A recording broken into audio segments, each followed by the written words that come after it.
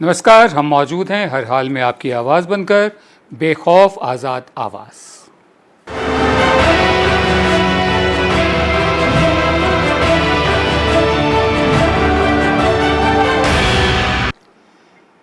अदालत की अवमानना, कंटेम्प्ट ऑफ कोर्ट के मामले में सीनियर एडवोकेट प्रशांत भूषण की सज़ा पर सुप्रीम कोर्ट ने अपना फैसला सुरक्षित रखा है, रिजर्व रखा है।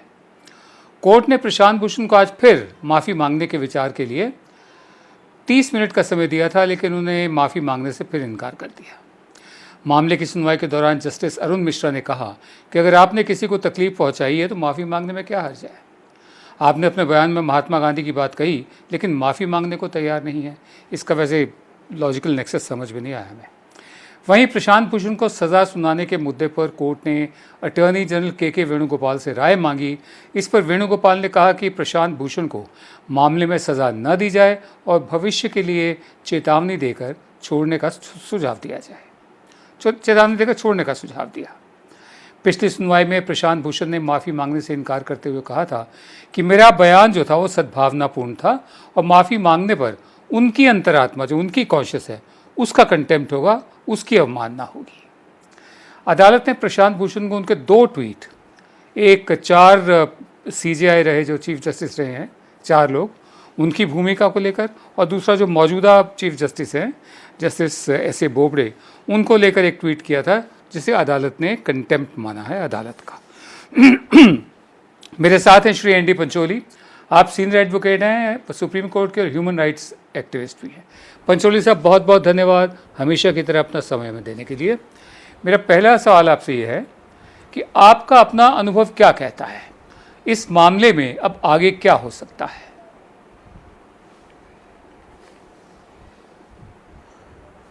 देखिए, मेरा अनुभव ये कहता है कि जो जजेस हैं एक बहुत बड़ी दुविधा में फंसे हुए हैं, क्योंकि ये सवाल इस तरीके से उठ गया है कि बहुत अहम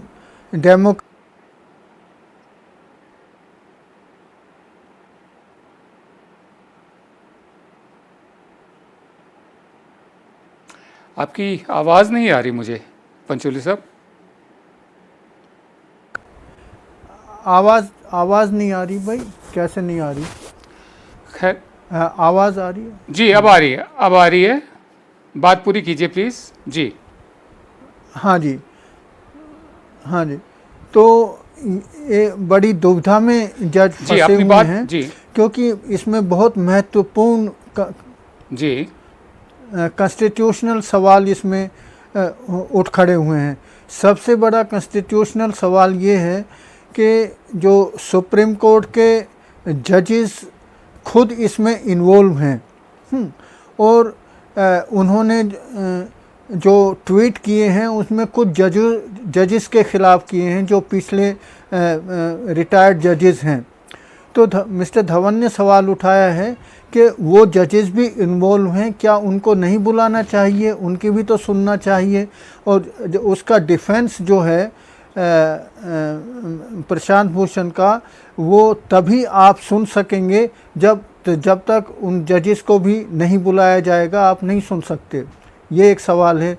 दूसरा सवाल ये उन्होंने उठाया है कि आपने कंटेम्प्ट का तो सवाल उठा दिया, लेकिन आर्टिकल 21 जो अभिव्यक्ति का है उसका क्या असर है ना? उसके लिए समय चाहिए, उसको बहस करनी चाहिए और एक कॉन्स्टिट्यूशनल बेंच में ये जाना चाहिए ये केस।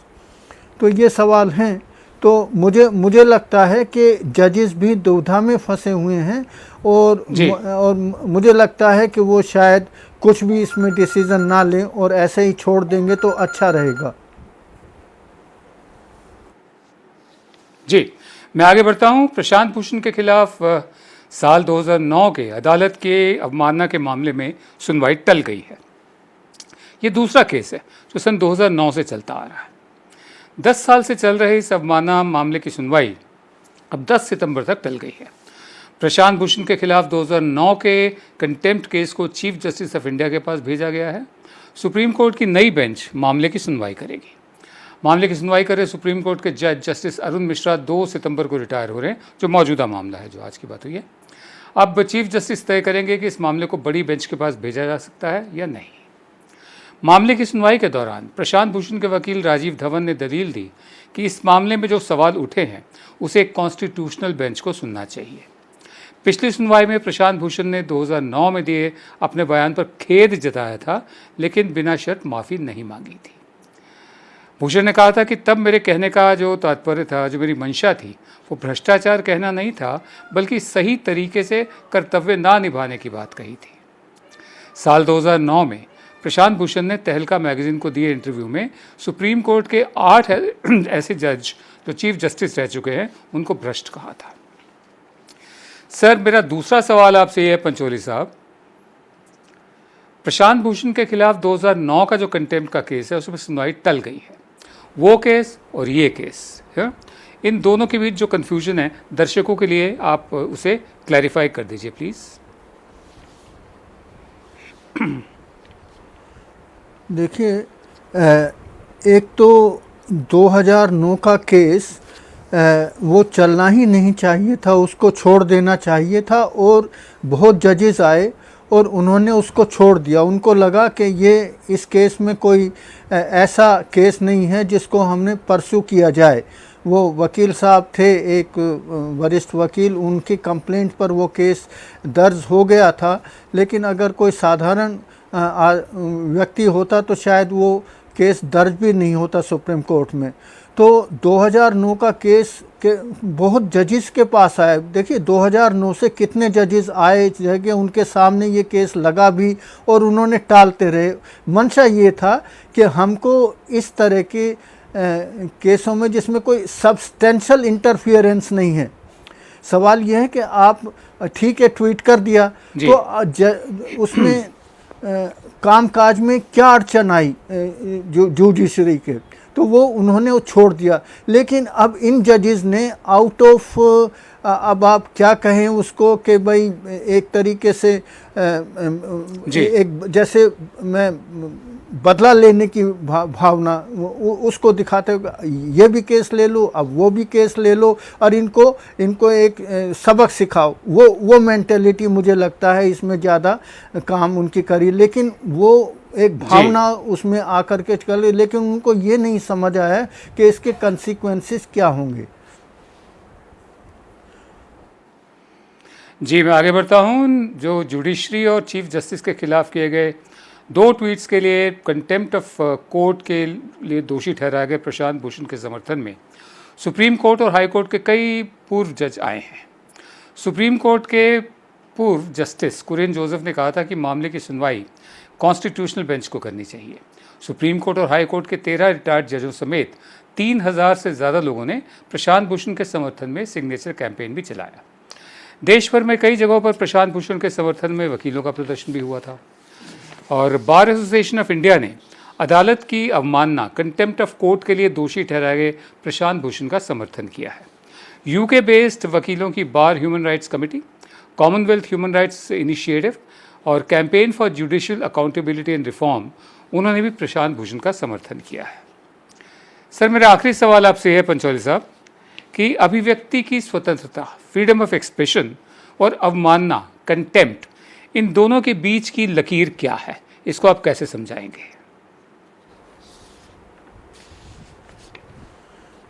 देखिए, जहाँ अगर हम कॉन्स्टिट्यूशन को देखें और हम अपना पिछला इतिहास देखें तो हमेशा ही जो अभिव्यक्ति की जो मूल्य है वो कंटेम्प्ट ऑफ कोर्ट से ऊपर जाता है। अब उन्होंने उसको वो कोर्शन कर रहे हैं कि भाई अपोलॉजी करो भाई, और गांधी जी का उन्होंने एक तरीके से एग्जाम्पल दे, गांधी जी भी अपोलॉजी करते थे।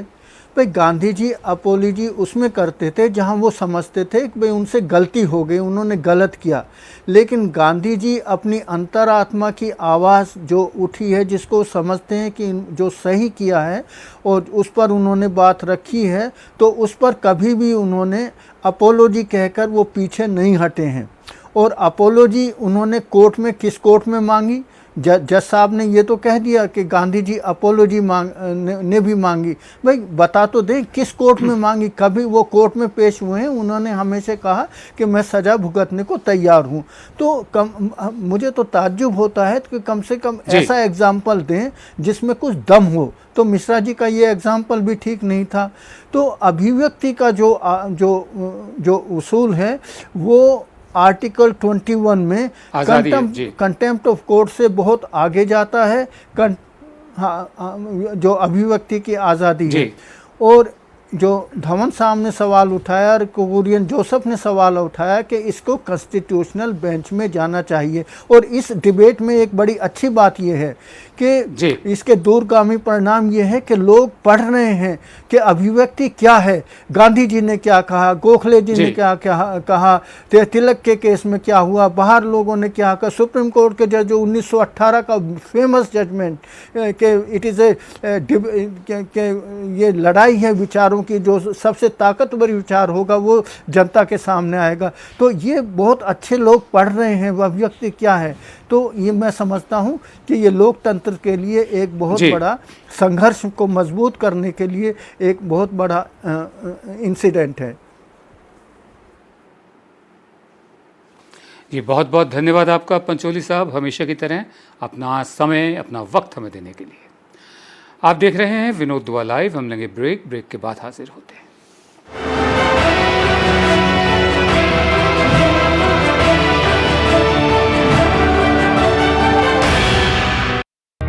सपने सच तब होंगे जब आप सपने दिखना शुरू करेंगे। ये शब्द हैं उस शख्सियत के जिसके सपनों ने दी इस देश को एक नई उड़ान, डॉक्टर APJ अब्दुल कलाम। और ऐसे ही हर स्टूडेंट के सपने पूरे करेंगे हम, under best guidance of expert faculty team. Admission open in science and technology, humanities, social science, arts and sports. Doctor APJ Abdul Kalam university, Indore.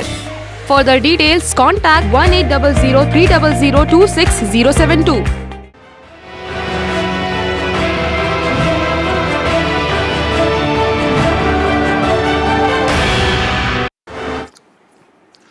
आप देख रहे हैं विनोद दुआ लाइव। अब हम बात करेंगे प्राइवेटाइजेशन ऑफ एयरपोर्ट्स को लेकर। केरल विधानसभा ने एक मत से थिरुवनंतपुरम इंटरनेशनल एयरपोर्ट को अडानी ग्रुप को देने के केंद्र सरकार के फैसले का विरोध करते हुए एक प्रस्ताव पास किया है। सोमवार को स्पीकर P. रामाकृष्णन ने प्रस्ताव के एक मत से पास होने का ऐलान किया था। केरल सरकार के प्रस्ताव में मांग की गई है कि तिरुवनंतपुरम एयरपोर्ट के मैनेजमेंट को राज्य सरकार के एक स्पेशल पर्पस व्हीकल को सौंपा जाना चाहिए। केरल के मुख्यमंत्री पिनराई विजयन ने केंद्र सरकार के फैसले का विरोध करते हुए कहा कि राज्य सरकार की पेशकश की अनदेखी करते हुए केंद्र ने अपने इस फैसले को आगे बढ़ाया था। विपक्ष के नेता रमेश चेन्नीथाला ने एयरपोर्ट के प्राइवेटाइजेशन के खिलाफ लाए गए केरल सरकार के प्रस्ताव का समर्थन किया।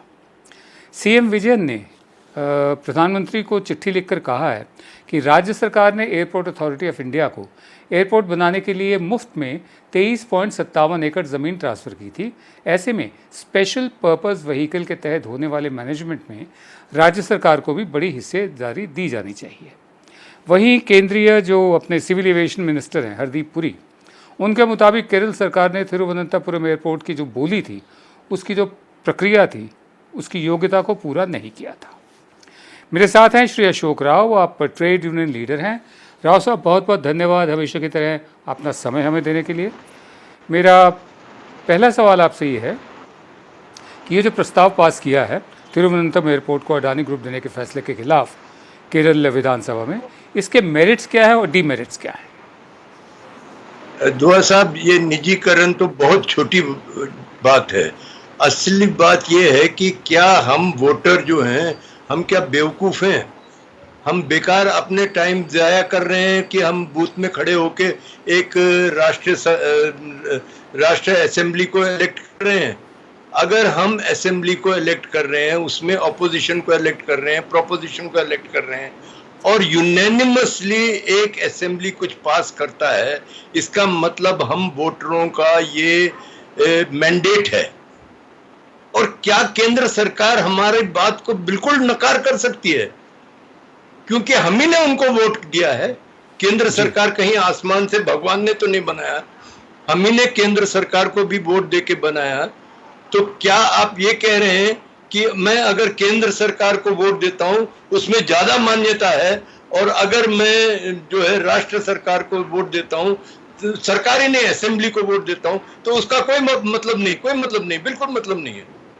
ये केवल केरल में नहीं हुआ है, ये पांडिचेरी में भी हुआ है।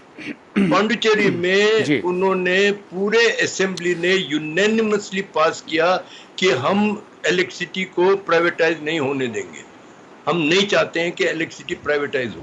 पर केंद्र सरकार कहता है हम सारे यूटीज को प्राइवेटाइज कर देंगे, ये खाली केरल में। तो ये सबसे बड़ा विषय है। As a voter I feel offended, मतलब मेरे जी साहब, तो मेरा क्या हक है एज ए वोटर? क्या आप ये समझा रहे हैं मेरे को कि अगर मैं केंद्र को वोट देता हूं तो उसका ज्यादा वैल्यू है? आप ये कह सकते हैं सरकार, पर अगर पूरा असेंबली यूनानिमसली रिजॉल्व करता है तो that is the voice of the people of that state, उसको कोई माई का लाल नकार नहीं सकता। जी मैं आगे बढ़ता हूं। तिरुवनंतपुरम के साथ साथ देश के दूसरे सबसे बड़े और बहुत ज़्यादा कमाई करने वाले मुंबई एयरपोर्ट का ऑपरेशन भी गौतम अडानी की कंपनी के हाथों में जा सकता है। अडानी ग्रुप जीवीके ग्रुप और दूसरे सहयोगियों की हिस्सेदारी खरीदने को लेकर बातचीत कर रहा है। ये बताया जा रहा है कि जीवीके ग्रुप की जो हालत है वो ठीक नहीं है, ऐसे में वो अडानी ग्रुप को अपनी हिस्सेदारी बेच सकती है। अब तक पीपीपी जो पब्लिक प्राइवेट पार्टिसिपेशन, अब तक पीपीपी के तहत जीवीके ग्रुप बड़ी हिस्सेदारी के साथ मुंबई इंटरनेशनल एयरपोर्ट का ऑपरेशन चला रहा है। जीवीके ग्रुप की 50.5% हिस्सेदारी है। अगर डील हो जाती है तो मुंबई में बन रहे दूसरे हवाई अड्डे नावी मुंबई एयरपोर्ट का भी मालिकाना हक अडानी ग्रुप को मिल सकता है। मेरा दूसरा सवाल आपसे ये है, मौजूदा सरकार हो या फिर पिछली सरकार भी, मुनाफे में चल रहे उपक्रमों को, अंडरटेकिंग्स को क्यों निजीकरण, प्राइवेटाइजेशन, उनका प्राइवेटाइजेशन क्यों कर रही है? मुनाफे का प्राइवेटाइजेशन और प्रॉफिट का नेशनलाइजेशन, ये जो चल रहा है हर सेक्टर में यही हो रहा है कि जो भी प्रॉफिटेबल सेक्टर है उस सेक्टर के अंदर उसको प्राइवेटाइज कर दो और जो लॉस मेकिंग है उसको नेशनलाइज कर दो। अब ये जो है बहुत आगे बढ़ चुका है। अब आप देखिए, एक ज़माने में हम सोचते थे कि खाली अंडरटेकिंग्स को प्राइवेटाइज किया जा सकता है, आज हम देख रहे हैं कि पूरे डिपार्टमेंट के डिपार्टमेंट को प्राइवेटाइज किया जा रहा है। आप ये सिविल एविएशन डिपार्टमेंट ही ले लीजिए, सिविल एविएशन डिपार्टमेंट का जो ऑपरेशनल पोर्शन था, जो एयरलाइंस था या एयरपोर्ट्स था, इन सबको प्राइवेटाइज कर दें। उसके बाद रह क्या गया सिविल एविएशन में? इसी तरह टेलीकम्युनिकेशन में बीएसएनएल और बीएसएनएल जो डिपार्टमेंट था टेलीकम्युनिकेशन का, उसको 3 टुकड़े में तोड़ दिया।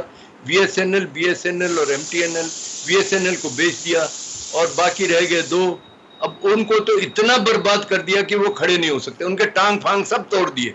अब वो बिल्कुल खड़े नहीं हो सकते, मतलब किसी तरह से वो जियो को compete नहीं कर सकते। अगर compete करेंगे एक और लाठी मार के उनके टांग और तोड़ देंगे। तो आप मेरे को बताइए कि टेलीकॉम सेक्टर जो डिपार्टमेंट एक जमाने में डिपार्टमेंट था वो टोटली प्राइवेटाइज हो गया कि नहीं? इसी तरह आप रेलवे को करना चाहते हैं। तो अगर पूरे डिपार्टमेंट के डिपार्टमेंट प्राइवेटाइज कर रहे हो तो ये प्राइवेटाइजेशन है कि क्या है ये? और अगर ये प्राइवेट कंपनीज आज जो है रिलायंस, एक और सेंटेंस कहना चाहता हूँ, आज रिलायंस जो है वो अडानी को बेच रहा है, कल वो अगर विदेशियों को बेच दे और सारे सेक्टर विदेशियों के हाथ चला जाए तो हम बेवकूफ, हमारे बाप दादा ने बेवकूफी से लड़ा, अंग्रेजी ठीक थे यहाँ, क्या हम गुलामी की तरफ जा रहे हैं? जी सर, मैं आगे बढ़ता हूँ। केंद्र सरकार ने देश के 6 एयरपोर्ट्स लखनऊ, अहमदाबाद, जयपुर, बेंगलुरु, तिरुवनंतपुरम और गुवाहाटी के प्राइवेटाइजेशन का फैसला किया है, जो तिरुवनंतपुरम का जिक्र हम करते आ रहे हैं। अहमदाबाद, लखनऊ और बेंगलुरु एयरपोर्ट तो फैसला पिछले साल ही ले लिया गया था। पब्लिक प्राइवेट पार्टनरशिप यानी पीपीपी के तहत 50 सालों के लिए इन 6 एयरपोर्ट्स के ऑपरेशन, मैनेजमेंट और डेवलपमेंट की जिम्मेदारी अडानी ग्रुप को सौंपी गई है, सिर्फ अडानी ग्रुप को। सिविल एविएशन मिनिस्टर के प्रस्ताव को बीती 19 अगस्त को केंद्रीय मंत्रिमंडल ने मंजूरी दे दी थी, सेंट्रल कैबिनेट ने मंजूर कर लिया था। इन 6 हवाई अड्डों के अलावा केंद्र सरकार निजीकरण के अगले दौर में, प्राइवेटाइजेशन के अगले दौर में 20 से 25 और हवाई अड्डों से बाहर निकलने की योजना बना रही है। अडानी ग्रुप को 6 हवाई अड्डे सौंपने का एयरपोर्ट अथॉरिटी ऑफ इंडिया के हज़ारों कर्मचारी विरोध कर रहे हैं। कर्मचारी संगठनों का कहना है कि प्राइवेटाइजेशन से ऑपरेशन पर मोनोपोली बढ़ेगी और कर्मचारियों का एक्सप्लॉयटेशन होगा, शोषण होगा, आम जनता पर भी बोझ बढ़ेगा। वहीं सरकार की दलील है कि जिस तरह 2006 में दिल्ली और मुंबई एयरपोर्ट के प्राइवेटाइजेशन से एयरपोर्ट अथॉरिटी ऑफ इंडिया और हवाई यात्रियों को फ़ायदा हुआ, वैसे इस बार भी होगा। मेरा आखिरी सवाल आपसे राउत साहब की सरकार की ये जो दलील है कि जो दिल्ली और मुंबई एयरपोर्ट का प्राइवेटाइजेशन हुआ था 2006 में, उससे यात्रियों को फ़ायदा ही हुआ है, इस दलील को आप कैसे देखते हैं? का फायदा हुआ है। मैं एक ऑर्डिनरी नागरिक हूँ, मेरी औकात नहीं है कि मैं वहाँ चाय पीऊँ या खाना खाऊं। ठीक है, मैं एयरलाइन की टिकट तो खरीद लेता हूं क्योंकि मजबूरी है, मुझे हवाई जहाज से जाना पड़ता है, पर जब से मैं अंदर जाता हूं, मैं चाहे भूखा हूं चाहे कुछ भी हो, मैं चाय पानी भी नहीं पी सकता। क्या ये है सुविधा? और जो आज जो हम पैसा भर रहे हैं एयरपोर्ट के इस्तेमाल के लिए, अभी रेलवे में भी यही करने वाले हैं कि जो प्राइवेट करेंगे, आप रेलवे को वो प्लेटफॉर्म इस्तेमाल करने के लिए सर्विस चार्जेस होंगे। तो ये जो सारे सर्विस चार्जेस क्लेम कर रहे हैं, ये किस तरह का सुविधा है? इससे ज़्यादा महत्वपूर्ण ये है कि आप जब इतने सारे होलसेल में बेच रहे हैं, आपने एक एजेंसी को ढूंढा जिसका कोई प्रायर एक्सपीरियंस नहीं है। किस बेसिस पे आपने उनको सेलेक्ट किया? उनका क्या ट्रैक रिकॉर्ड है एयरपोर्ट्स चलाने का? अगर ट्रैक रिकॉर्ड नहीं है तो आप एक एयरपोर्ट देखते कि वो, और 50 साल के लिए थोक में, जिसके पास कोई ट्रैक रिकॉर्ड नहीं है। क्या अगर अडानी खुद करेगा ऐसा? क्या अडानी एक सब कॉन्ट्रैक्टर जिसको कोई एक्सपीरियंस नहीं है उसको लेगा? रिलायंस के साथ यही किया था राफेल में। तो ये क्या हो रहा है? मतलब कोई तो यार, कोई तो बेसिस होना चाहिए। अब ये पब्लिक यूटिलिटीज हैं, पब्लिक सर्विसेज हैं, तो इनके अंदर इस तरह की मनमानी, मुझे कैसे कॉन्फिडेंस हो कि अडानी के अंदर इतनी कैपेबिलिटी है? मैं 50 साल के लिए मॉर्टगेज कर रहा हूं, 50, 1-2 साल के लिए नहीं, 2-4 साल के लिए नहीं, 50 साल के लिए। ये क्या बात है इस पे? और हम अगर कोर्ट में चले जाए, कोर्ट डिसमिस कर देगा, क्योंकि आज तो कोर्ट में जाने का कोई मतलब ही नहीं रह गया। तो अब कहां जाएं हम? जी सर, मेरा एक सवाल मैं आपसे और पूछना चाहता हूं, बहुत संक्षेप में जवाब चाहूँगा कि आने वाले सालों में जो मध्यम वर्ग एक बड़ा था, एक पैदा हुआ था हमारे देश में पिछले 70 साल से, पढ़ा लिखा मध्यम वर्ग, मिडिल क्लास, आने वाले सालों में इन तमाम नीतियों से उस पर क्या असर होता दिख रहा है आपको? सर, मध्यम वर्ग कहाँ जाएगा? क्या एक 10% लोग क्या 90% के ऊपर हावी हो सकते हैं? मध्यम वर्ग तभी जिंदा रह सकता है जब तक कि नीचे वालों को भी कुछ सुविधा मिले।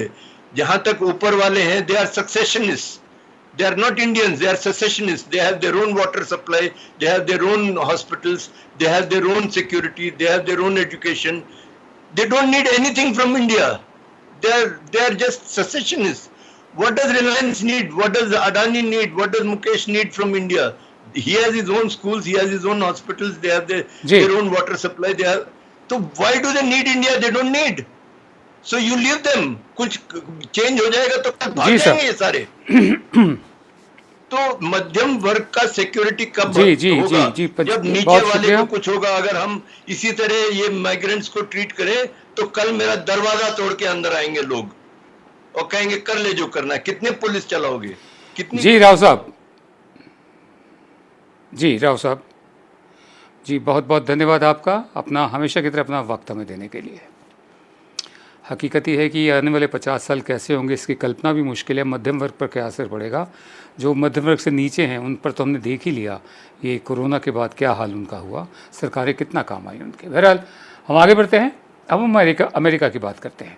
अमेरिका में इस साल राष्ट्रपति के चुनाव होने हैं। कोरोना के बीच चुनाव प्रचार जोर पकड़ता जा रहा है। अमेरिका में 3 नवंबर को राष्ट्रपति चुनाव होना है और डोनाल्ड ट्रंप दोबारा मैदान में हैं। और अमेरिका के नॉर्थ कैरोलिना में रिपब्लिकन नेशनल कन्वेंशन के कार्यक्रम में ट्रंप ने डेमोक्रेटिक पार्टी के लिए कहा कि डेमोक्रेट्स अमेरिकी लोगों को धोखा देने के लिए कोविड-19 का इस्तेमाल कर रहे हैं। एक अपने विवादित दावे को फिर दोहराया उन्होंने कि मेल इन बैलेट से वोटर फ्रॉड हो सकता है। उन्होंने कहा एक ही रास्ता है कि वो चुनाव को हमसे छीन सकते हैं डेमोक्रेट्स, अगर चुनाव में धोखाधड़ी होती है तो। ट्रंप ने अमेरिका की डाक सेवा पर भी सवाल खड़े किए हैं। ट्रंप की कोशिश है कि मेल के जरिए वोटिंग ना हो और इस बात को सुनिश्चित करने के लिए ट्रंप ने डाक सेवा को दी जाने वाली $25 अरब की इमरजेंसी फंडिंग पर भी रोक लगा दी गई है। कोरोना वायरस महामारी के बीच सोशल डिस्टेंसिंग सुनिश्चित करने के लिए चुनाव में इन मेल वोटिंग के इस्तेमाल की वकालत की जा रही है। इन मेल वोटिंग सिस्टम में मेल के जरिए वोट भेजे जाते हैं। जैसे हमारे पोस्टल बैलेट होते हैं वो बहुत ही सीमित तादाद में, बहुत ही छोटी कम तादाद में भेजे जाते हैं, फौजियों को भेजे जाते हैं और जो लोग हैं। लेकिन यहाँ इन मेल हर नागरिकों के लिए भी उपलब्ध है अमेरिका में। तो मेल के ज़रिए वोट भेजे जाते हैं। इसका इस्तेमाल करने वाले किसी भी व्यक्ति या ग्रुप को अमेरिकी प्रशासन के पास अनुरोध भेजना होता है। प्रशासन के पते पर बैलेट भेजता है।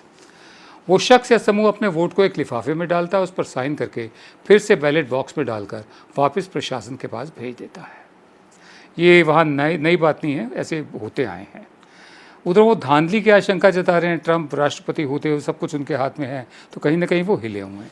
तीसरी बात, इनकी पार्टी ने एक वीडियो कैंपेन, एक इलेक्शन कैंपेन जारी की है, जिसमें हमारे प्रधानमंत्री ने जब हाउडी मोडी हुआ था इवेंट ह्यूस्टन में, उसमें कहा था अब की बार ट्रंप सरकार। तो एक ऐसा सवाल उठा था कि क्या ये भारत सरकार की ऑफिशियल पोजीशन है कि वो रिपब्लिकन पार्टी को सपोर्ट कर रही है। तो इन्होंने एक वीडियो कैंपेन जारी किया है जो अब भारतीय बसे हुए अमेरिका में उनके वोट लेने के लिए प्रधानमंत्री के नाम का सहारा लेते हुए, प्रधानमंत्री नरेंद्र मोदी के नाम का सहारा लेते हुए। कितना उचित है, कितना अनुचित है हमारे देश में, इस पर कुछ कहा जाएगा कि हमारे प्रधानमंत्री अमेरिकी राष्ट्रपति के चुनाव में एक पार्टी विशेष, रिपब्लिकन पार्टी के कैंपेनर, प्रचारक कैसे बन गए। आप देख रहे थे विनोद दुआ लाइव। कल रात आपसे फिर मुलाकात होगी, तब तक के लिए इजाज़त दें। नमस्कार।